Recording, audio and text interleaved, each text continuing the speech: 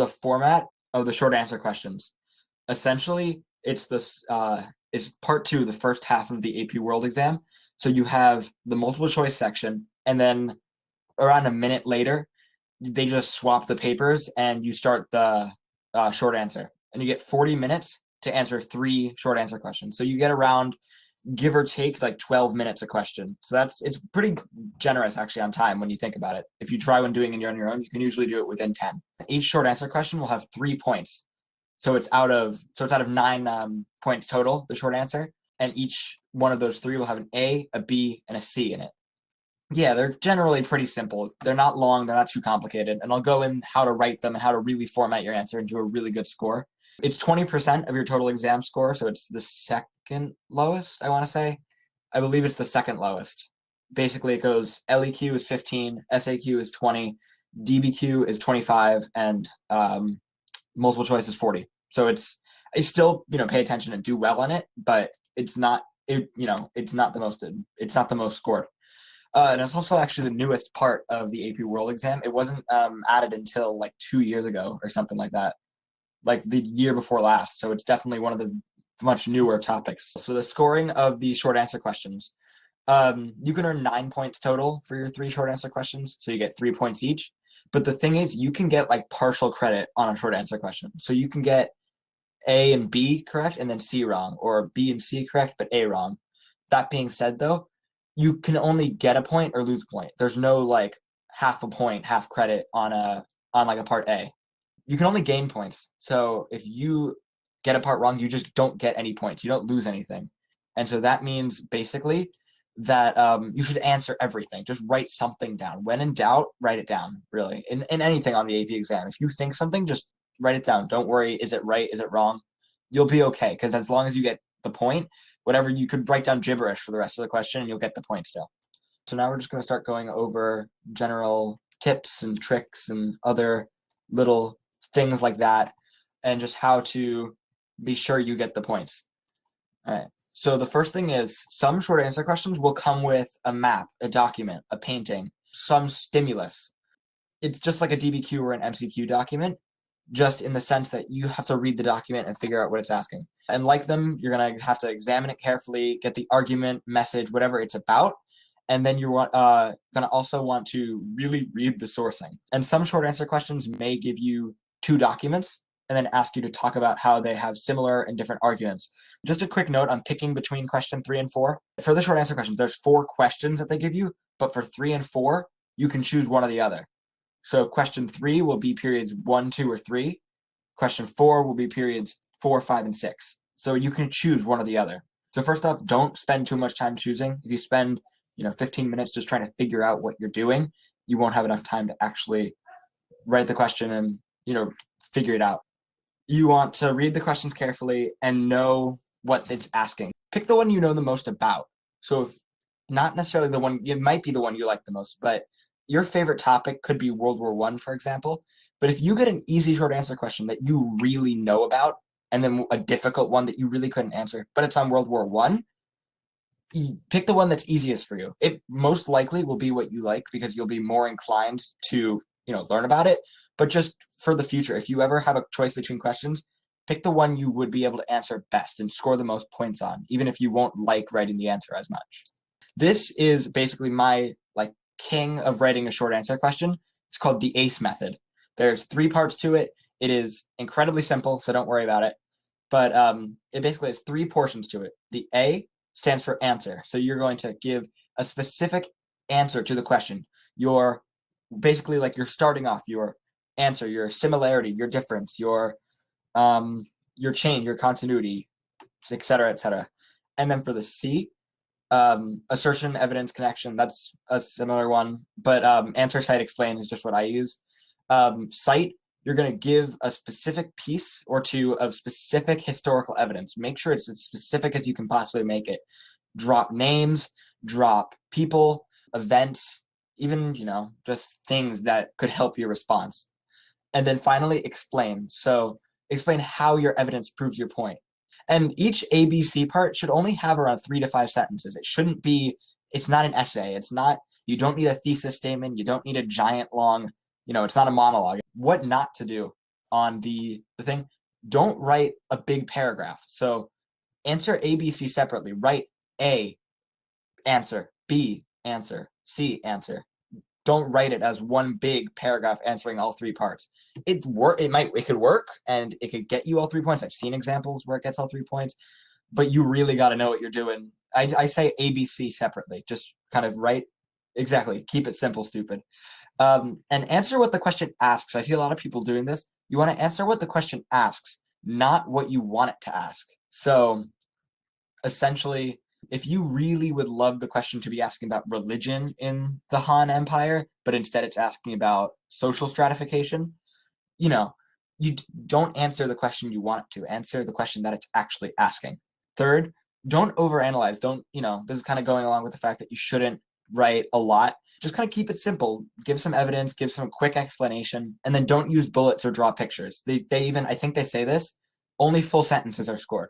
Pictures aren't scored, bullets are not scored. Full sentences only. This is the page you get for the short answer question. This is how much space you have on the exam for A, B, and C. So essentially, it might not look like a lot of space, but it's actually more than enough. It is, it's a lot. Like I'll show you. I'm about to flip and show you what my short answer question on the exam looked like. Those blue lines were just from where I got it from. They were labels. Those won't be on the sheet. Those are just from a College Word thing. But as you can see, it's simple. It's just a box, and then you're just gonna write like A there, couple lines, B there, couple lines, C there, and ignore the fact that it says A push here. It's the same thing. It's the same one for A push, AP World, AP Euro, since they streamlined the test a couple of years back, and that's what it looks like. So this was one of mine from the other year. So you can see it's the same length. It's just A, B, C. So you can see I kind of graded myself and was seeing what I would have gotten, but just A, a little bit, B, a little bit, C, a little bit, and you can see I even had a line left over. So it really, well, it's not a big paragraph. As you can see, I wrote A, B, and C. So here's the example that we're gonna go over. So this was from the 2017 exam, if I recall correctly. So this was from, I think, the first exam that they had one. So let's just take a look at this, take a step back, and read the question and try to just rationalize what's going on. So we can see the image shows on the left. It was on the left here, but it's So on the left, I'm going to butcher this. Guo Ziyi, a Chinese general of the Tang Dynasty, meeting with, I'm not even going to try to pronounce that, nomads on the frontier of China. So let's take a look at what's going on in this picture right here. So we see, first of all, I saw some of you point out, we've got the Kowtow going over here. Tribute system definitely comes to mind. Tang Dynasty, that's one of the big things with them. So that's definitely something to come to mind. Then we can see some other things. We can see the nomads bowing down, stuff like that. So for this one, I'm going to show you the example answer, and these all earn the points, what I'm about to show you. So let's take a look at what these examples look like. So first off, here it is. So I underlined the answer in green, the evidence in red, and the explanation in blue.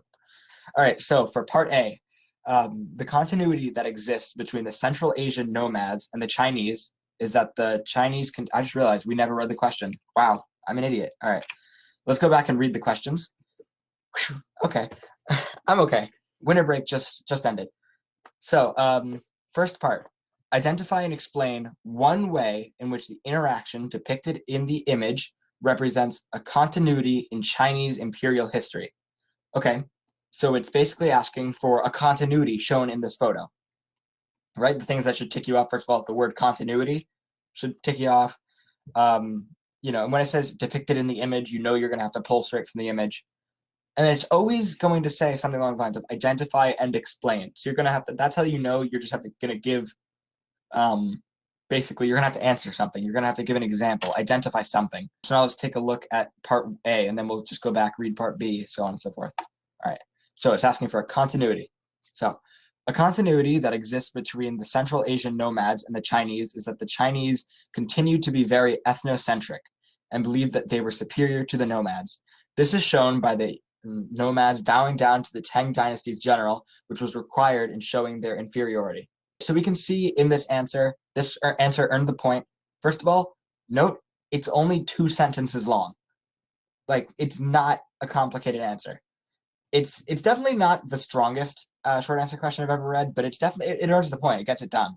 So we can see, first of all, it directly states an answer. So just the continuity that exists is that the Chinese continue to be ethnocentric. Simple, easy, straight to the point. No convoluted, no, just straight to it.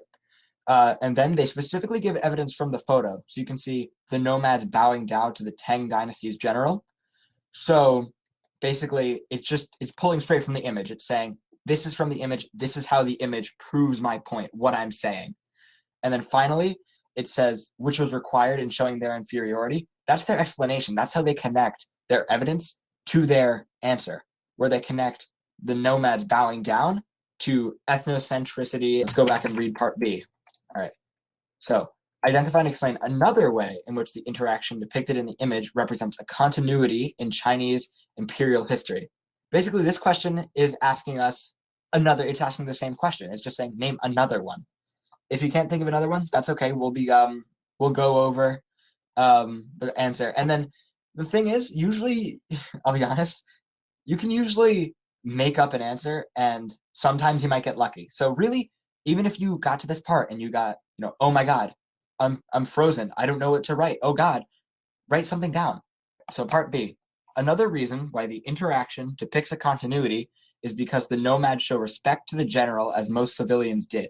This was due to Confucianism's emphasis on relationships, and the man bowing in the picture shows this respect to the general, probably to peacefully negotiate. Basically, first, he answers it. He gives his answer. He says, it's because they have to show respect. And then he explains it's because of Confucianism and how it's continued from the Han Dynasty from period 2. His evidence is that the man's bowing. He's not fighting. He's not, he's being peaceful.